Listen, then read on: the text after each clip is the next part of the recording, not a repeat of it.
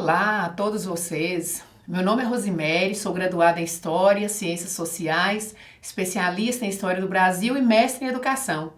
É um grande prazer estar com vocês e fazer parte dessa nova experiência da vida de cada um. Parabéns pela iniciativa em fazer o curso de Administração Pública. Será um tempo de aprendizagem e eu estarei compartilhando saberes e conhecimentos como professora da disciplina de Ciência Política.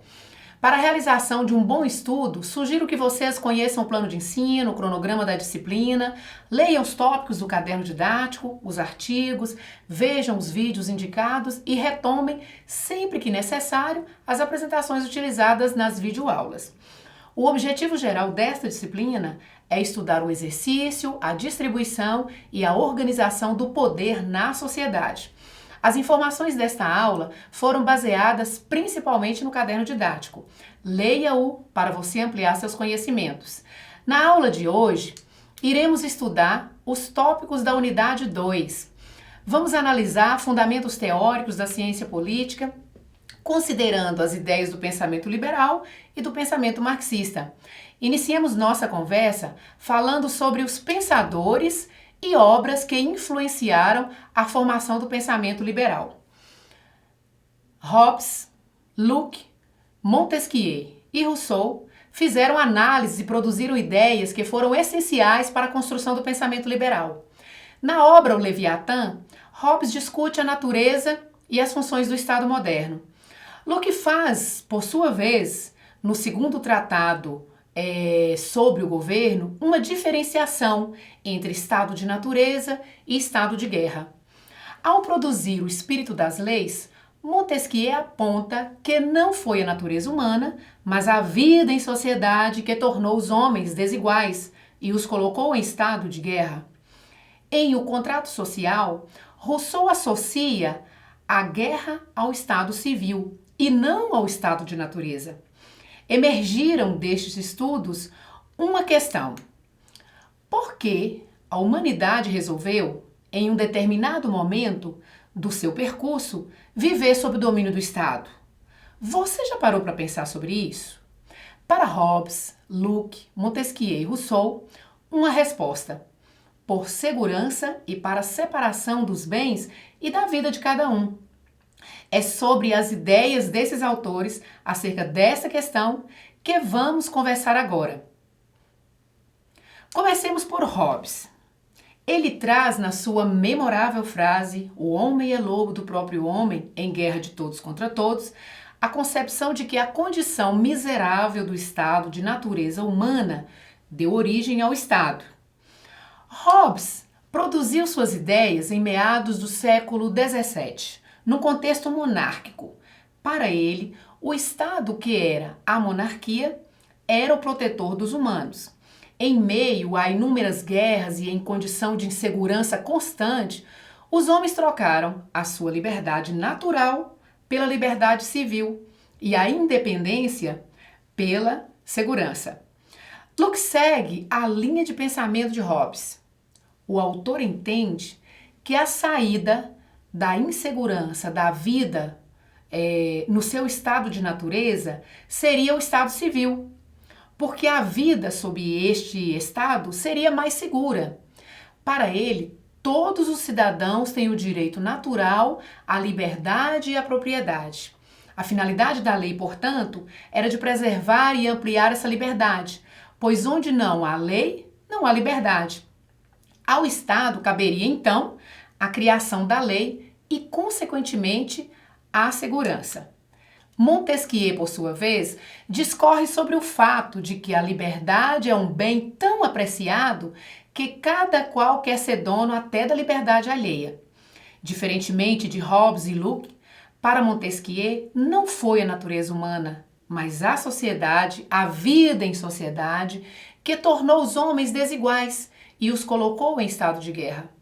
Como proposta para evitar o absolutismo, a autoridade tirânica, esse autor defendeu um sistema de governo constitucional, a separação dos poderes em legislativo, executivo e judiciário, a preservação das liberdades civis, a manutenção da lei e o fim da escravidão. Com a separação dos poderes, segundo ele, seria possível estabelecer autonomia e limites a cada poder.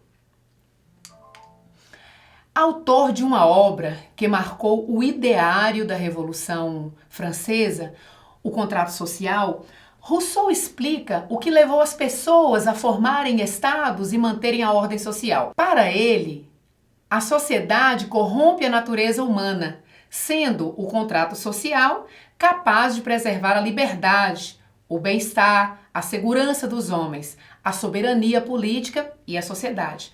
O contrato social trata, portanto, da relação entre a sociedade e o Estado.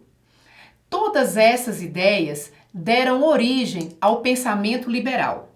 Agora vamos identificar alguns pontos que se articulam no pensamento liberal. O pensamento liberal funda-se em uma corrente filosófica predominante na Europa durante os séculos 17 e 18, o justnaturalismo, que busca no indivíduo e não no grupo a origem do direito e da ordem política legítima. Para os liberais, todos os indivíduos são iguais e dotados de direitos universais e irrevogáveis, como, por exemplo, a liberdade e a propriedade. Cabe ao poder legítimo respeitar esses direitos e garantir a segurança, a liberdade e a propriedade dos indivíduos. A partir dessas ideias foi construída a concepção de que o poder do Estado funda-se numa relação de representação entre governantes e governados.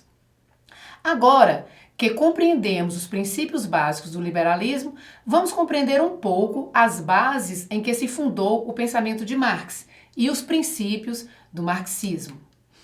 Teórico do socialismo, Marx produziu suas análises em meados do século XIX, no contexto da Revolução Industrial e da consolidação do capitalismo. Embora tenha sido praticamente ignorado pelos estudiosos acadêmicos de sua época, Karl Marx é um dos pensadores que mais influenciou a história da humanidade.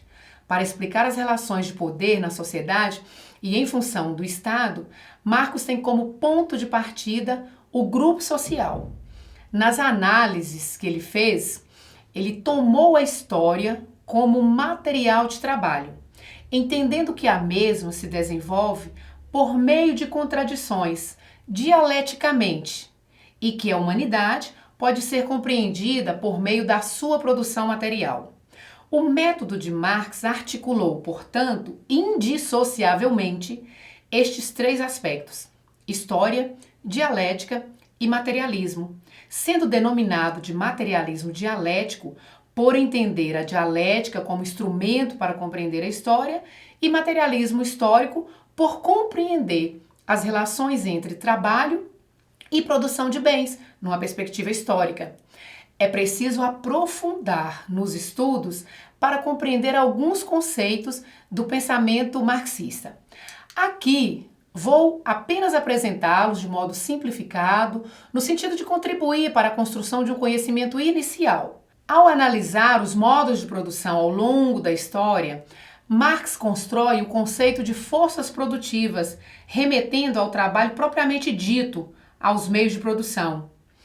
Quanto às relações de produção, ele aponta que são aquelas que se estabelecem entre as classes sociais no processo de produção.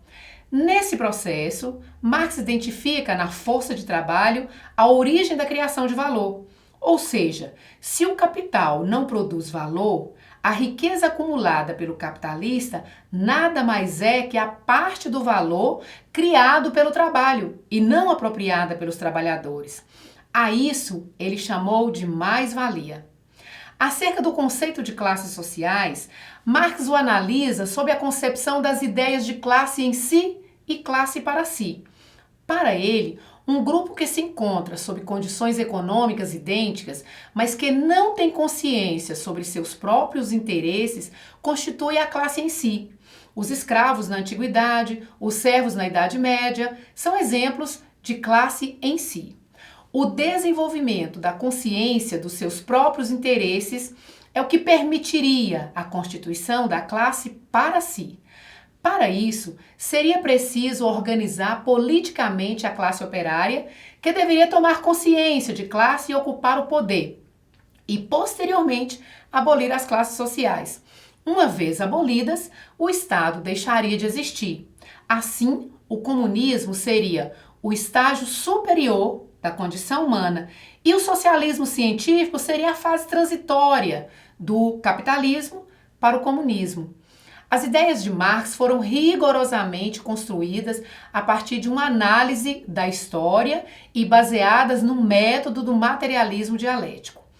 Essas informações são apenas o começo de um estudo que precisa ser aprofundado.